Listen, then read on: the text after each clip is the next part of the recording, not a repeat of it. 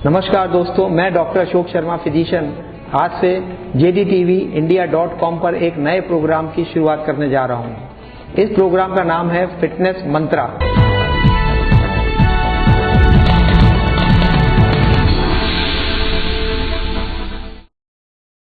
इस प्रोग्राम के जरिए हम आपको विभिन्न क्षेत्रों में स्वास्थ्य से संबंधित जानकारियां, जो नई नई बीमारियां चली हैं, उनकी जानकारी आपको देते रहेंगे।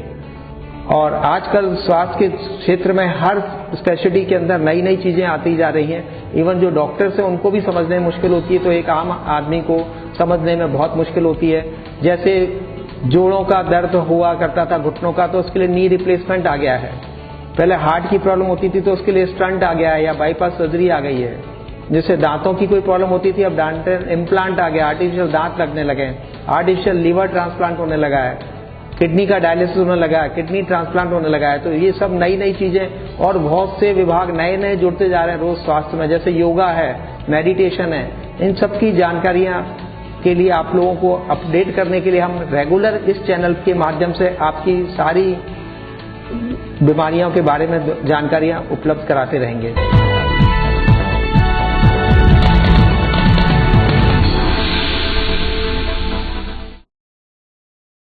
तो दोस्तों, आज इसी श्रेणी में सबसे पहले हम आज शुरुआत करेंगे एक योगा की, क्योंकि योगा का जो रोल है आजकल हर बीमारी में, जो बीमार नहीं है उसके लिए भी है, बच्चे के लिए भी, बूढ़े के लिए, एक ये अपनी दिनचर्या का पार्ट बन गया है। इसलिए इसके लिए जानकारी के लिए आज सबसे पहले हमारे स्टूडियो में डॉक्टर रुचि वत्स से हमारे साथ हैं। आज हम उनसे कुछ बात करेंगे।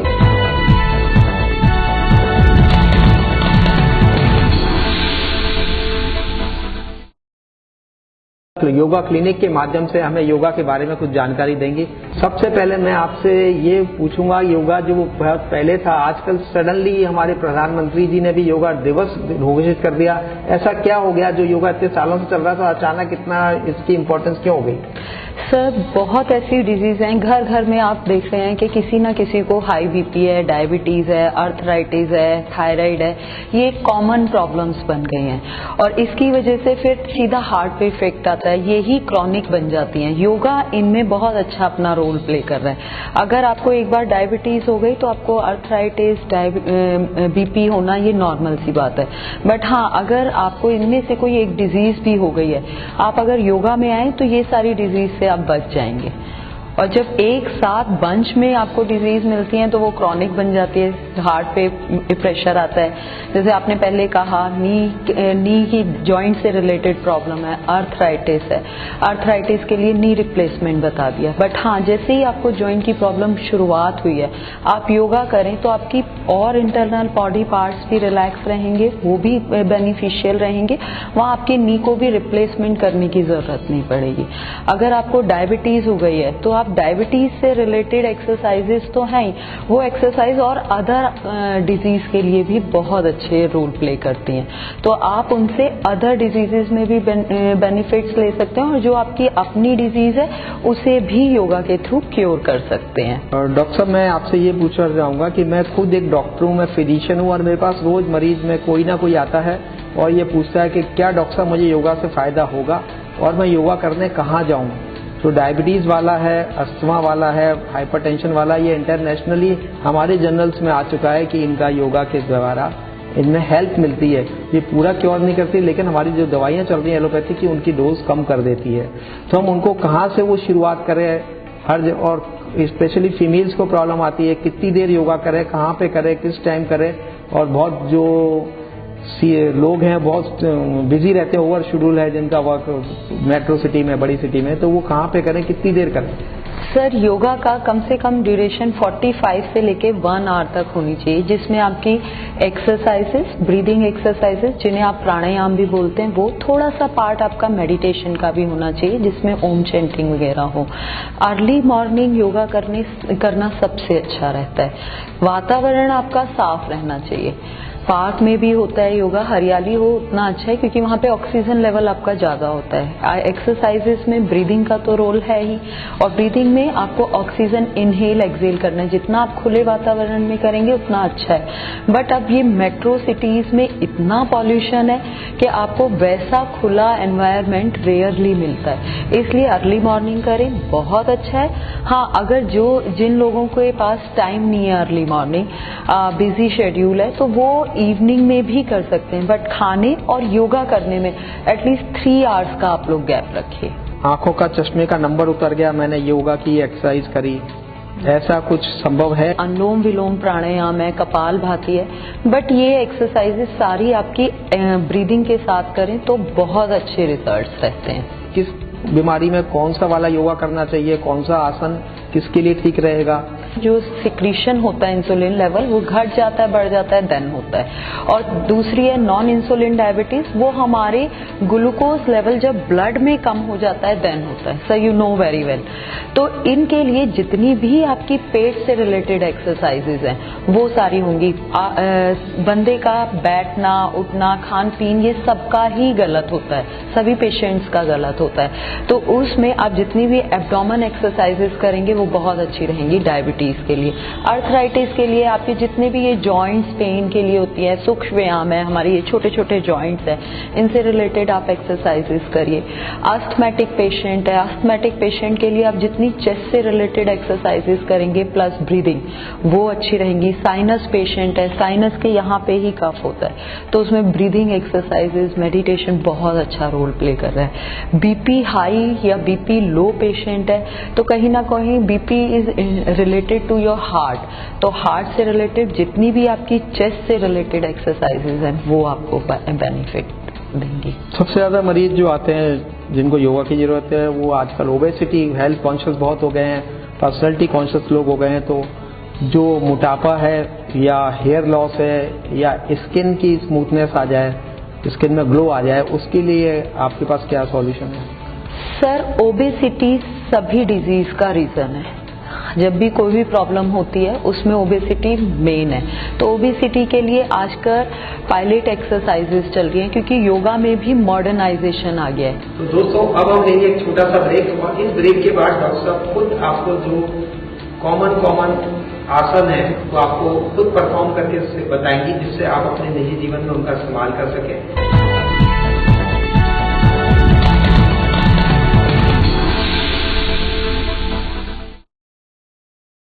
ब्रेक के बाद दोस्तों आपका वापस से प्रोग्राम हमारा फिटनेस मंत्रा में स्वागत है। और आगे की जानकारी के लिए अब मैं डॉक्टर वत्स से निवेदन करूंगा कि वह अंत में एक ब्रीफ करके बताएं कि योगा कैसे करना चाहिए।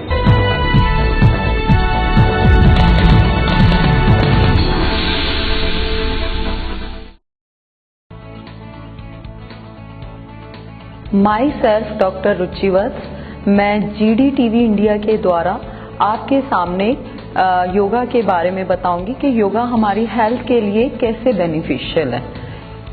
पहले हम योगा के बारे में बताएंगे कि योगा क्या है। योगा इज स्थिर सुखम आसनम, ऐसा आसन जिसमें हम स्थिरता से सुख से बैठ सकते हैं। ऐसे आसन को आप आसन भी कह सकते हैं, योगा भी कह सकते हैं। योगा क्यों किया जाता है? योगा हमें नेचर के द्वारा क्योर करता है, हमारी बॉडी को, हमारी हेल्थ को। योगा हमें क्रॉनिक डिजीजेस से बचाता है, मेडिसिन से बचाता है, हमारी बॉडी को फ्लेक्सिबल करता है, बैलेंस करता है और डिटॉक्सीफायर करता है। ये योगा हमें पूरे दिन फ्रेश फील कराया जाता है। योगा को कब करना चाहिए? योगा अर्ली मॉर्निंग करना चाहिए, सुबह सुबह या तो 5 बजे या 6 बजे या 7 बजे, सबसे ज़्यादा अच्छे टाइमिंग ये हैं। बट आजकल की बिजी शेड्यूल में आप योगा को कभी भी कर सकते हैं। खाने और योगा करने में एटलीस्ट 3 आवर्स का गैप रहना चाहिए। आजकल जैसे बिजी लोग हैं, मल्टीनेशनल कंपनीज चल रही हैं, तो वहाँ पर आप चेयर योगा का भी यूज कर सकते हैं। चेयर योगा में बहुत सारे हमारे सूक्ष्म व्यायाम है जो आप कर सकते हैं। नेक एक्सरसाइजेज हैं, आईज एक्सरसाइजेज हैं, हैंड एक्सरसाइजेज हैं जो आप 5 मिनट्स में वहाँ पर कर सकते हैं। लेग्स की भी कुछ स्ट्रेंथनिंग एक्सरसाइजेज होती हैं जो आप वहाँ पे कर सकते हैं।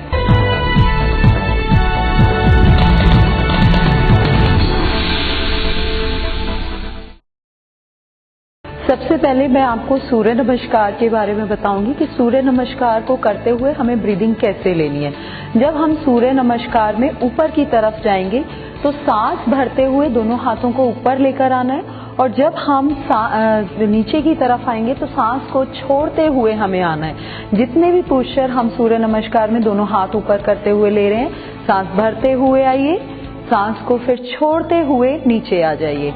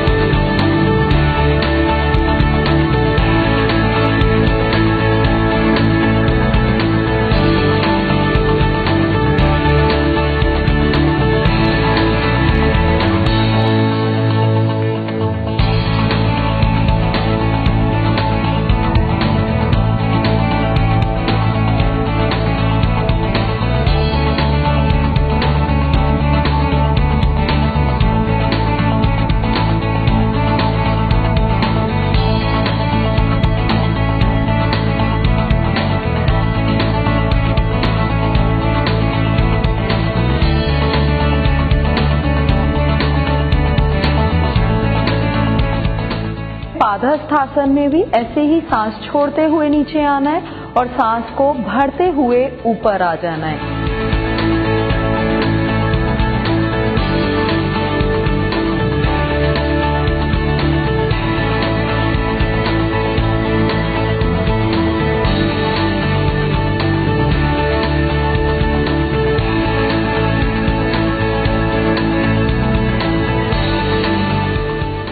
उसके बाद आपका वृक्षासन है। वृक्षासन में भी आपको सांस भरते हुए पोस्चर को लगाना है और सांस को होल्ड करते हुए पोस्चर में बने रहेंगे।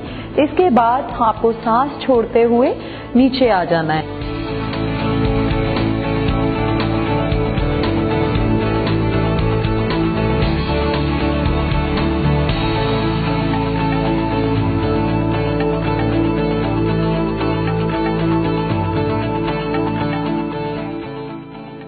इसके बाद दटराज पोस्चर, आपको एक पैर से राइट हैंड से राइट लेग को पकड़ रहे हैं और लेफ्ट हैंड आपका आगे। जब आपका लेफ्ट हैंड आगे तो आपको सांस भरते हुए पीछे पैर से हाथ को खींचते हुए जाना है और होल्ड करनी है ब्रीदिंग होल्ड करने के बाद कुछ देर इस आसन में रुकेंगे और फिर से सांस को छोड़ते हुए आसन से वापस आ जाएंगे।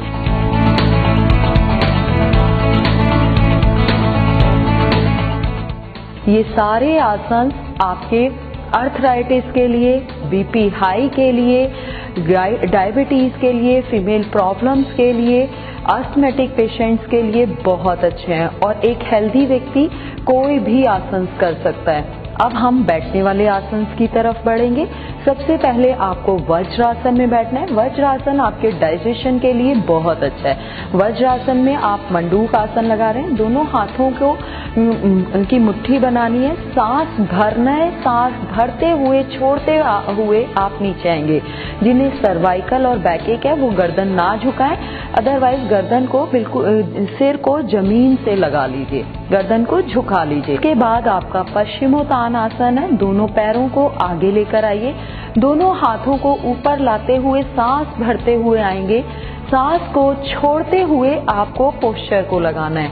ये सारे पोस्चर्स आपके फीमेल प्रॉब्लम्स के लिए, बीपी हाई लो पेशेंट्स के लिए, अस्थमेटिक पेशेंट के लिए, बैके के लिए, सर्वाइकल के लिए बहुत अच्छे आसन हैं।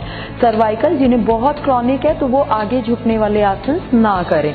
ऊष्ट्रासन, आप लोग घुटने के बल खड़े हो जाएंगे, दोनों हाथों को से पीछे दोनों पैरों को पकड़ना है, सांस भरते हुए आपको जाना है और कुछ देर इस आसन में रुकना है, फिर सांस को छोड़ते हुए आपको वापस आ जाना है।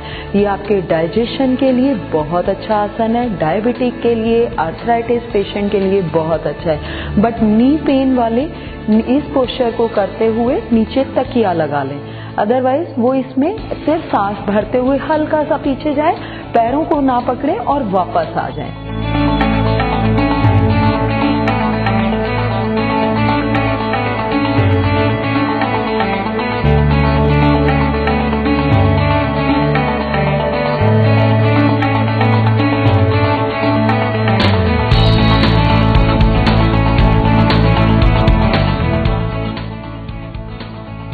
अब आप उल्टे लेटने वाले आसन करेंगे पेट के बल, लेइंग ऑन स्टमक। सबसे पहला आसन भुजंगासन। ये asthmatic patient, arthritis patient, hypertension, diabetic patient, कमर दर्द, सर्वाइकल के लिए बहुत अच्छे आसन हैं। सांस भरते हुए आपको भुजंगासन में आना है, कुछ देर यहाँ पर रुकना है और सांस को छोड़ते हुए आप वापस आ जाएंगे। एक बार फिर से करेंगे, सांस भरिए, then hold your breathing, then exhale करते हुए वापस आना है।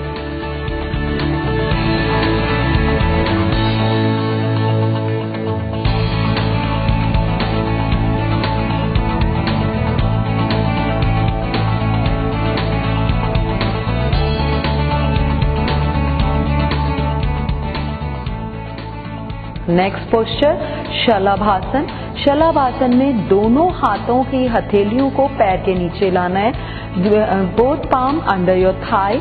फिर सांस भरते हुए आपको दोनों पैरों को उठाना है और आगे से चेस्ट को भी उठाना है। सांस भरते हुए पोस्चर लगाइए, फिर उसके बाद होल्ड रखिए, सांस को छोड़ते हुए पोस्चर से वापस आ जाइए। थर्ड आसन धनुरासन। दोनों पैरों को नी से बेंड करिए, दोनों पैरों के एंकल्स को पकड़ लीजिए और अपनी चेस्ट को स्ट्रेच करिए। पेट के बल ये आसन लगेगा। ये diabetic patient, arthritis, BP high low, concentration, balancing posture है, सबसे ज्यादा अच्छी स्ट्रेचिंग इस पोस्चर में होती है। कमर दर्द के लिए भी बहुत अच्छा आसन है।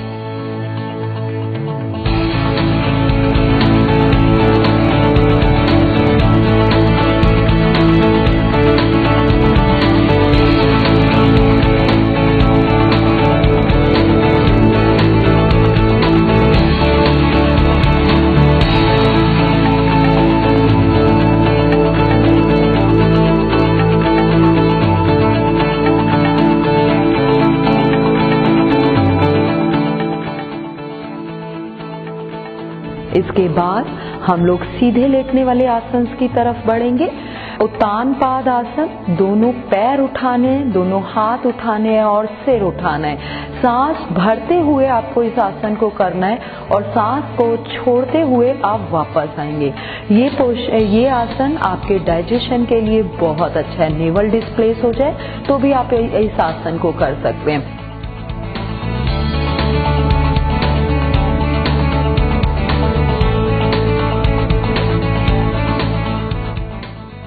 नेक्स्ट पोस्चर सुप्त पवन मुक्त आसन। सुप्त पवन मुक्त आसन पहले एक एक पैर से किया जाता है, फिर उसके बाद वो दोनों पैरों से किया जाता है। ये डायबिटिक पेशेंट के लिए, इंडाइजेशन के लिए, एंजाइटी के लिए, एसिडिटी के लिए बहुत अच्छा है। एक एक पैर से करेंगे। सांस भरते हुए एक पैर को घुटने से मोड़िए, दोनों हाथों से ग्रिप लीजिए, फिर सांस को छोड़ते हुए इस पोस्चर को लगाइए। इसी तरह दूसरे पोस्चर से, दूसरे पैर से भी करेंगे। सांस भरिए, सांस छोड़िए, दूसरे पैर से भी कुछ देर इस आसन को करेंगे। फिर हम इसे दोनों पैरों से करेंगे। सांस भरते हुए दोनों पैरों की ग्रिप लीजिए, सांस को छोड़ते हुए फॉरहेड, नोज या फिर चिन को घुटने से लगाइए। जिनका जितना आराम से लगता है वो उतना आराम से लगाएं। इससे नेक्स्ट पोस्चर है आपका चक्रासन। चक्रासन हमारी कमर दर्द, सर्वाइकल, डायबिटीज, अस्थमैटिक पेशेंट और फीमेल्स के लिए बहुत अच्छा आसन है, फीमेल प्रॉब्लम्स के लिए। इसमें दोनों हाथों और पैरों के बल आपको उठना होता है।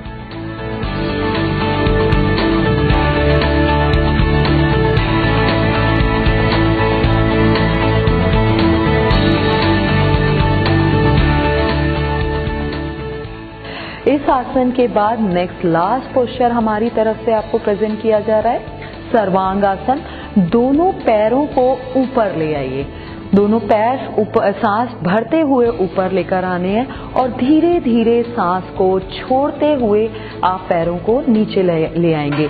सर्वांग आसन हमारे हेयर्स के लिए, फेस के लिए, आस्थमेटिक पेशेंट्स के लिए, कमर दर्द के लिए, डायबिटिक पेशेंट के लिए बहुत अच्छा आसन है।